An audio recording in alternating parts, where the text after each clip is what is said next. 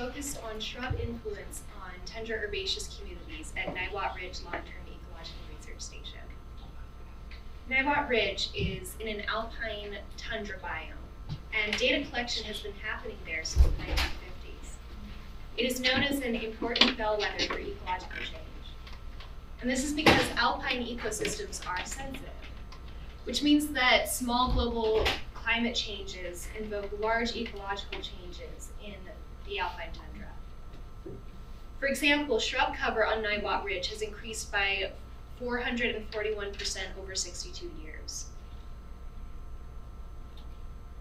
And this is a phenomenon that's happening all over the world right now in the tundra.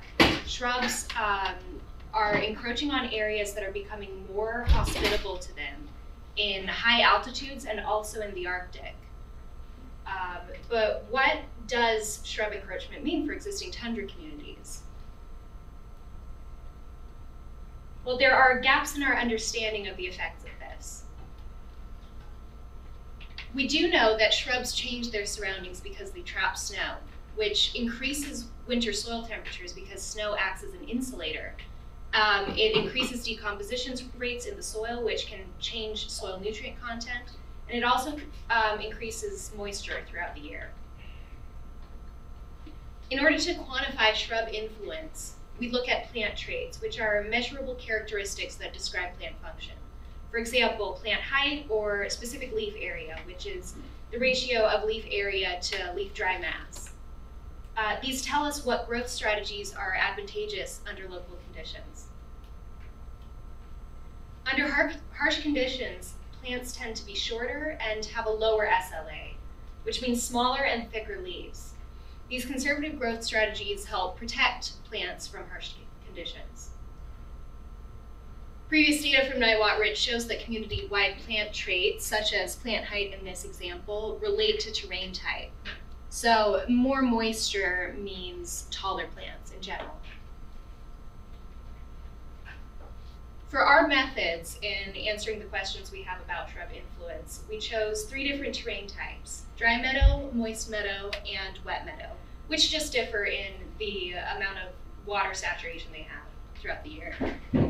From each terrain type, 10 shrubs were randomly selected, and then we created plots in plant communities that bordered these shrubs, as well as matching shrub-free plots nearby that should have been in the exact same weather conditions, the exact same moisture levels, and then we compared. So leaf samples were collected once the plants were mature at peak biomass, and traits of plant height, leaf thickness, leaf area, wet weight, and dry weight were all recorded. Community weighted means were calculated for each trait, and then data was separated by shrub communities and non-shrub communities for comparison.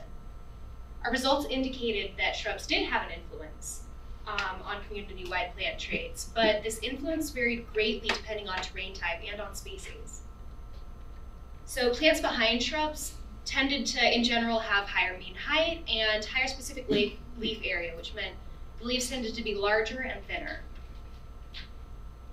Mean SLA and mean plant height were more strongly influenced by shrubs in moist meadow than in wet meadow, however. As you can see, there's hardly a difference in the wet meadow, but in the moist meadow, there's a very noticeable gap in these traits.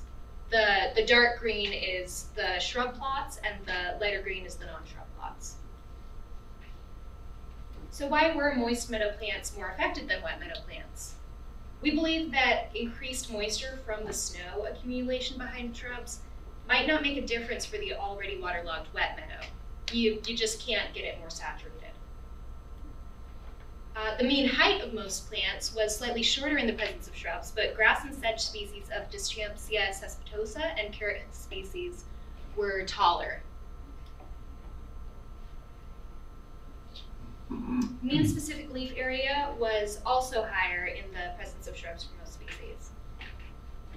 So why were grasses and sedges taller? They tend to have more acquisitive growth strategies, which means they might be better able to capitalize on increased moisture. Our research, however, did yield a small sample size, and data collection was limited by harsh weather and a small window of time in which to gather samples at peak biomass. So we're hoping that future work will be able to repeat some of the research that we've done this summer and hopefully gather more data for the dry meadow, because we ended up excluding it from the final analysis due to sparse ground cover by plants in these plots. We were getting just very random results, and we didn't think it was high quality data. Data from this research, though, will inform more detailed models of Niwot Ridge and other similar ecosystems. And more accurate modeling will help us to better predict the future of the Tundra.